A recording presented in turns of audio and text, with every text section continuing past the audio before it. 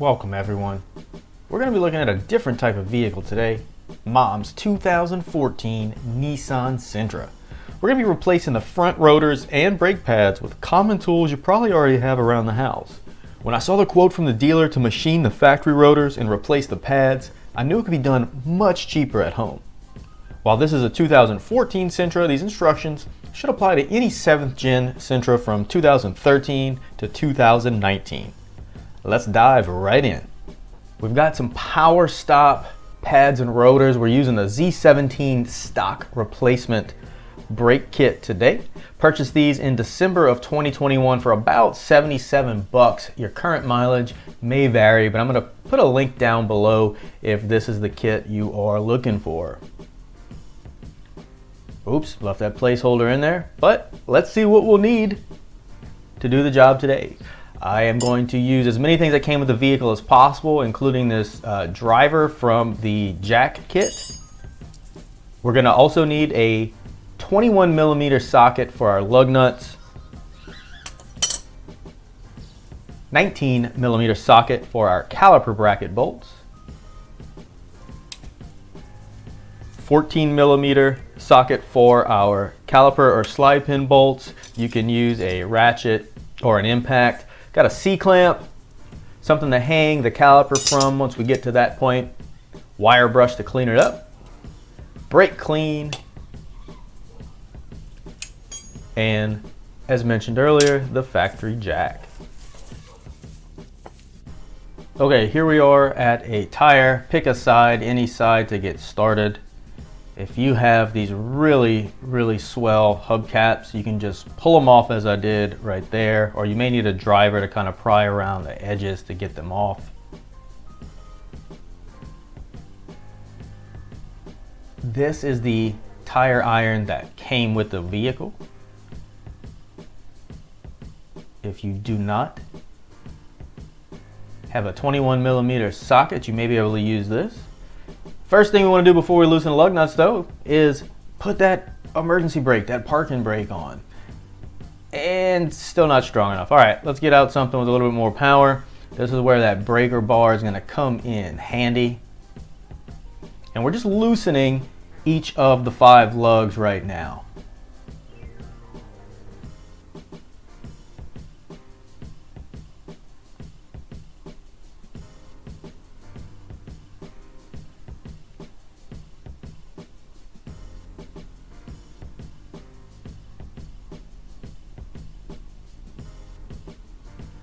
Okay, we're gonna get the jack under our, oh man, it looks like the camera angle. All right, let's just get to the other side. Looks a little bit better here.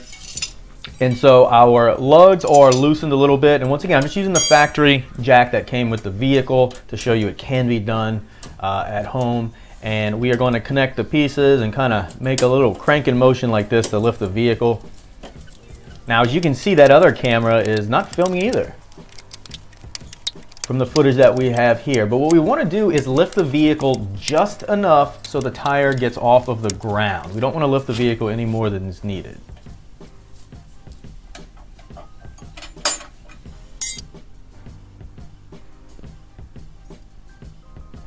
All right, now we're going to loosen the lug nuts with, oh man, yeah, let's just get where we can actually see. All right, so I'm using our impact right here to remove the lugs quickly.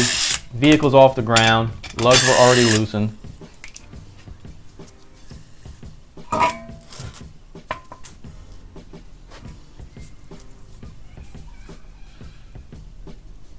Now for safety reasons, you're going to want to use a jack stand, or even better 2 under the vehicle once it's lifted.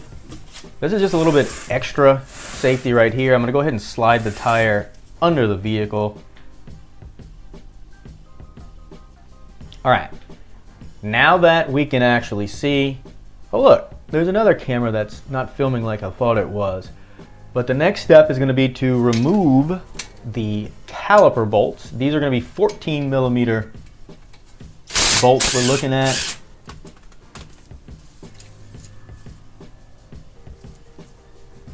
And these are torqued to about 25 pound-feet. So we should be able to loosen these with an impact or our ratchet piece.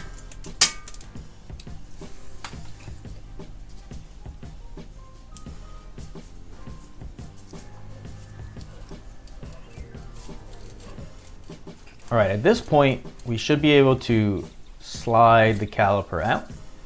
And this is where the bungee or coat hanger, anything that we have to kind of hang it out the way, we'll get the caliper out the way here. And we just want to make sure the brake line isn't being compressed any kind of way.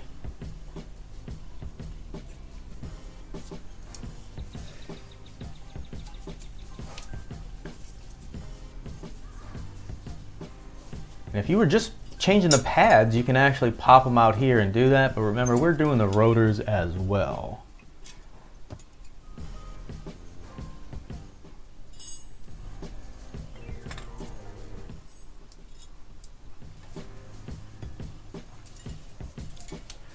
So on this side, I'm gonna pull off the hardware after we get the pads off, just to show you that it can be done with the caliper bracket still in the vehicle. And you can see the pads, the inner looked okay, the outer definitely needed to be changed, but our new kit's gonna come with hardware, so we wanna take the old hardware off right here.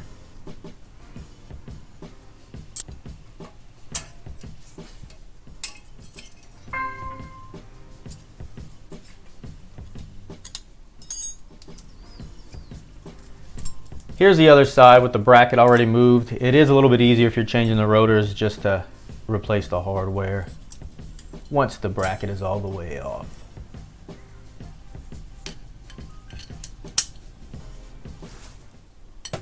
All right, now we got to get out the big boy. This 19mm bolt is torqued to 122 pound-feet. And my impact was not in the best shape to get that off, and so we do see a breaker bar. Now in retrospect, I really don't like the way that jack looks, and so that's why we do want to have a jack stand and or tire underneath the vehicle.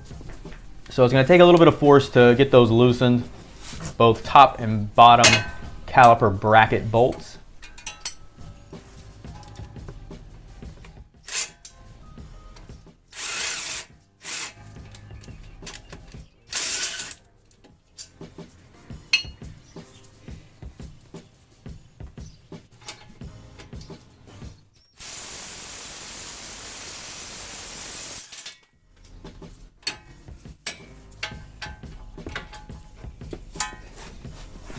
And apparently that wasn't broken enough the first try, so these are really on there pretty good.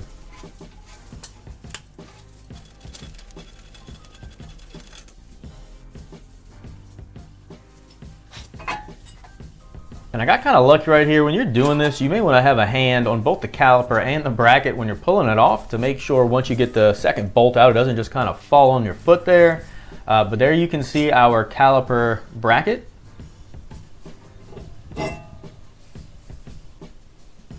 And the rotor thankfully just slid right off.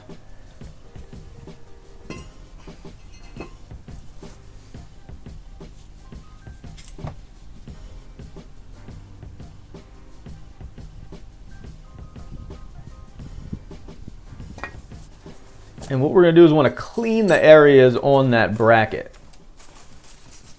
All right, for those of you that like unboxing videos, this is going to be very exciting. We've got our hardware for both sides that is going to come with the Z17 Performance Plus pads, and there are our pads themselves.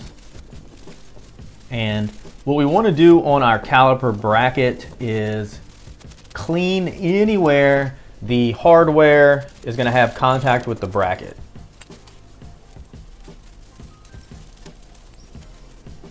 Heck, you can go ahead and clean the whole thing. Here we are on the passenger side. And as we're going back and forth, keep in mind we're only going to want to jack up the vehicle and do one side at a time. Here I am off camera using brake clean. Just trust me. All right, now we're back to the driver's side where we're started. We're gonna wanna grease the caliper slide bolts, slide pins. And so what I did not realize until the passenger side is that the kit actually came with a packet of grease. And so here I am just using what I had around the house. And we're gonna wanna grease the pins themselves.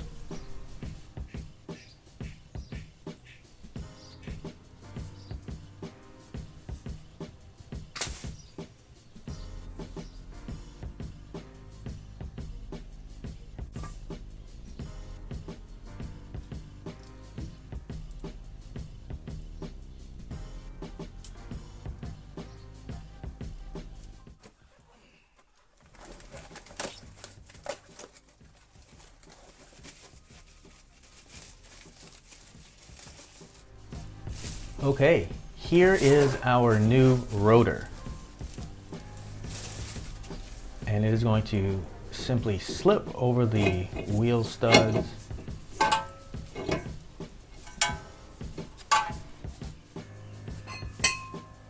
Here's the old rotor.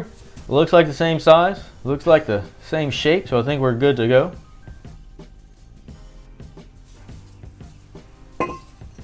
Here we are on the passenger side, and I did not do this on the driver's side. Had a little brain fart, but you're gonna want to do this and just put a lug on the rotor to kind of keep it in place. On our hardware, if you have trouble with organization like I do, when you pull off the inner and the outer pads, set them up as well as the hardware where they go back on the vehicle, so you're not twisting and turning everything, trying to Tetris things back together. There is the grease that came with the kit, and it lets us know to put a little bit of grease anywhere on the caliper bracket that the hardware may come in contact with, and then we're going to also put a little bit of grease anywhere on top of the hardware that the pad is going to come in contact with. Let's take a look.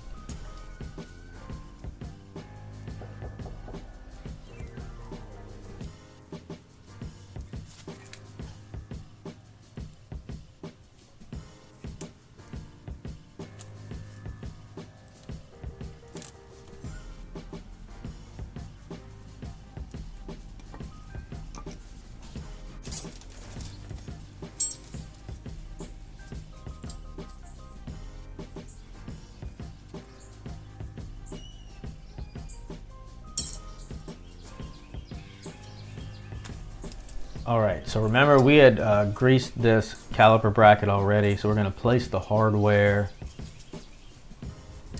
in the correct location.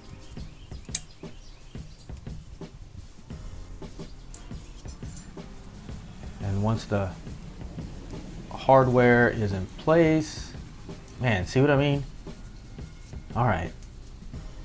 Once we figure out what side goes where with our bracket, we'll know the top and the bottom. I found the top had these little wings on them as far as the hardware goes. Those went on the top of the caliper bracket.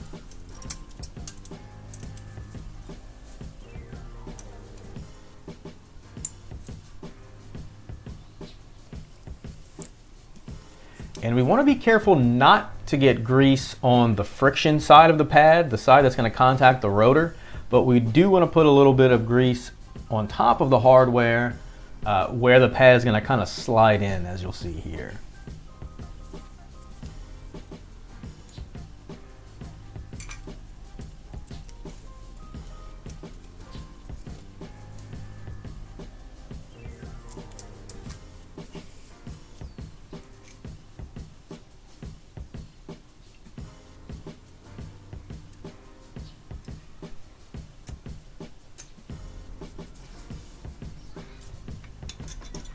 Okay, so once our pads are in place, we can slide the caliper bracket over our rotor. Remember, you're doing this the correct way, and you have a lug nut on those wheel studs so the rotor is properly in place.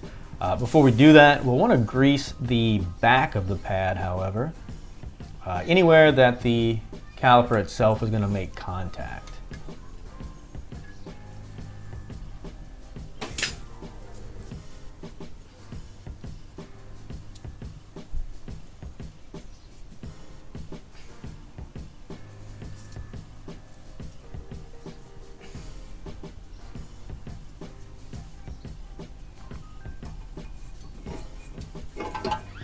Remember, our 19mm bolt is going to hold our caliper bracket in place, and these are the ones that are tightened down to 122 pound-feet. I would recommend, which you do not see here, is putting a little bit of blue Loctite on these bolts before tightening them down.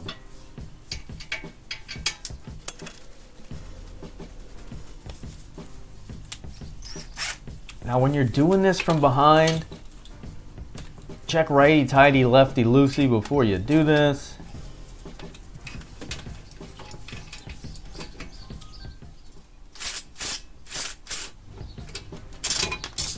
You can see I didn't do a good job of that there, so that's okay. I know you won't make that mistake. There we go, righty-tighty.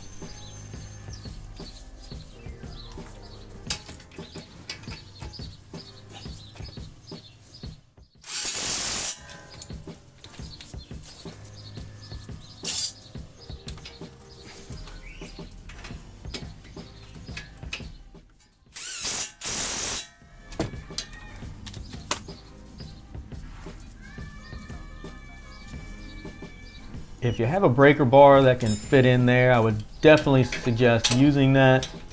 Or a torque wrench I should say. I'm using my breaker bar right here, just getting it as tight as I can, really.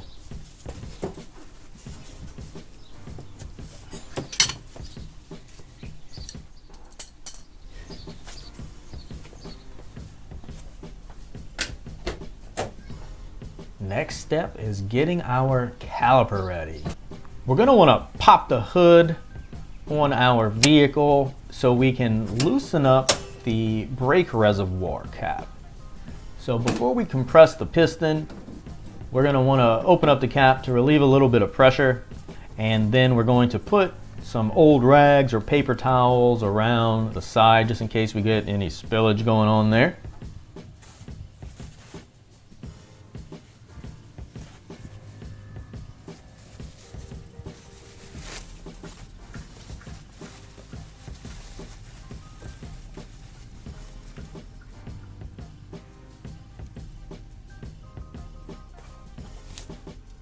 Back to our caliper. This is just a simple 4-inch C-clamp. If you leave the tag on the handle, gives it a little bit more torque and power. Got this for a few bucks before, and so this is just the old pad. We're gonna put it against the caliper piston and slowly compress it so we can slide it over the pads. Once you're finished, simply cap the reservoir again. We want to do that as soon as possible. And I know what you're thinking. This footage was definitely not filmed later. Man, look at that. All right, now that our piston is compressed, it should be pretty easy to slide it over. Once we line up the holes, we'll get our 14mm bolts that will thread into the slide pins that we have greased earlier.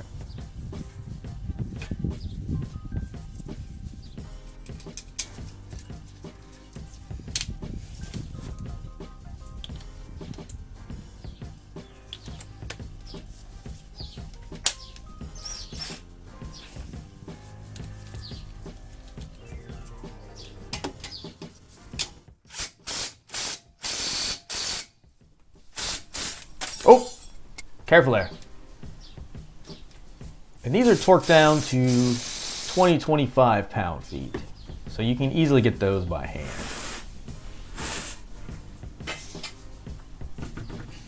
All right, starting to be able to see the finish line here. Slide our wheel and tire, align it up with the wheel studs.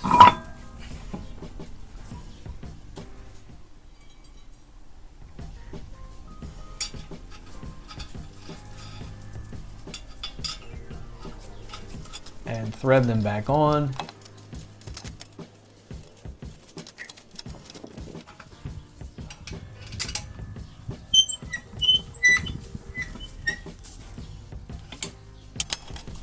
and you can tighten it by hand here or use your torque wrench. We're gonna get the final, or impact wrench I should say, we're gonna get the final torque when it's on the ground. So, oh man, we finally got a good close-up shot of that jack now that we're finished. And so we are going to loosen the jack so the weight of the tire in the vehicle is all fully on the ground before we get our torque.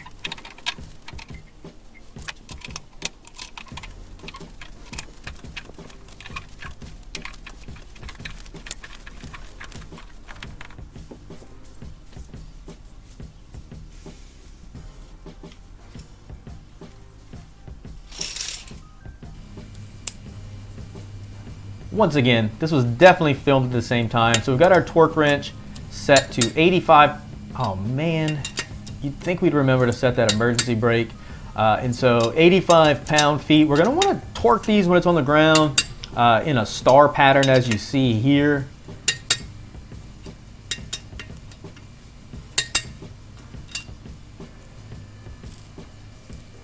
I don't know if your mom's curved her wheel like this one is, but you can see that thing's not in the best shape.